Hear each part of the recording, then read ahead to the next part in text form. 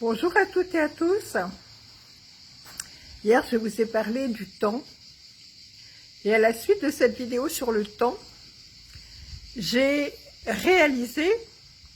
reçu l'information suivante, c'est que le temps est créé pour le petit personnage humain qui croit à la dualité, qui croit à la réalité de la dualité. Le temps, il a été créé pour le mental ego. Parce que le mental ego a besoin de temps pour élaborer des stratégies, pour se projeter justement dans un mois, un an, pour préparer des programmes. Voilà. Le mental ego a besoin de temps. L'ego a besoin de temps pour devenir quelqu'un, pour réaliser ses projets, pour réaliser ses objectifs, etc. Le physique a besoin de temps. Le corps a besoin de temps. Quand on mange quelque chose, on a besoin de temps pour que cette chose-là soit digérée, etc. On a besoin de temps. Le corps a besoin de temps. L'émotionnel a besoin de temps. L'émotionnel a besoin de temps pour digérer les choses. Quand on vit quelque chose et que ce quelque chose nous touche particulièrement, et que en fait on se le prend comme ça de plein fouet, on a besoin de temps pour digérer. Donc, le temps est créé par le petit personnage humain qui croit en la dualité et qui vit avec les outils de survie mental, égo, physique, émotionnel. Sauf que maintenant, ça, réellement, c'est fini. On ne l'a pas encore vraiment conscientisé, ça commence. Il y a des gens qui commencent à vraiment réaliser que tout ça, c'est des histoires qu'on se raconte, auxquelles on a cru. Parce que si on regarde bien, le mental,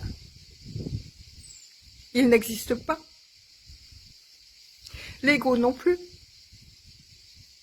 Il était fabriqué, en plus, par un cerveau périssable. Est-ce qu'on peut se fier à quelque chose de périssable? Je vous le demande. Est-ce qu'on peut vraiment se fier à quelque chose de périssable? Le mental, vous voyez bien comment il fonctionne depuis le temps. On le connaît celui-là.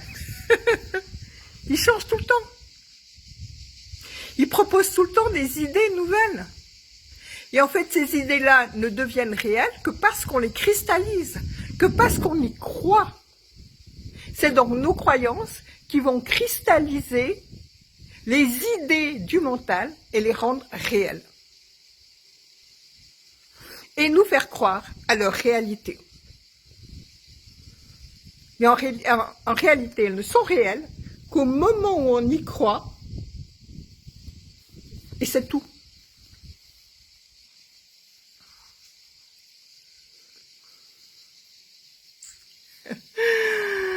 C'est incroyable comme on s'est illusionné, comme on s'est manipulé nous-mêmes à croire qu'on est réel en tant que petit personnage. Le physique, tel qu'on l'imagine dans le petit personnage, le corps physique, est lui aussi périssable.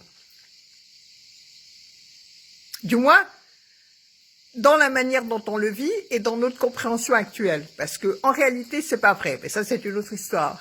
On va pas tout vous mettre d'un coup parce que sinon, vous allez exploser en vol. Le physique, dans la manière dont on le vit, il est périssable. Et l'émotionnel. L'émotionnel est un état qui vient d'une manière d'interpréter les choses. D'ailleurs, on n'est pas tous touchés par la même chose. Ou pas de la même façon, ou pas avec la même intensité. Donc c'est bien notre manière de transformer les choses qui vont amener cet état émotionnel plus ou moins fort selon les personnes. Et là encore, c'est quelque chose qui change tout le temps, sur lequel on ne peut absolument pas s'appuyer. Donc, ce monde de la dualité, du petit personnage humain fabriqué avec des outils de survie mentale, égo, physique, émotionnelle, qui comprend toutes les croyances et tout ce qui va avec,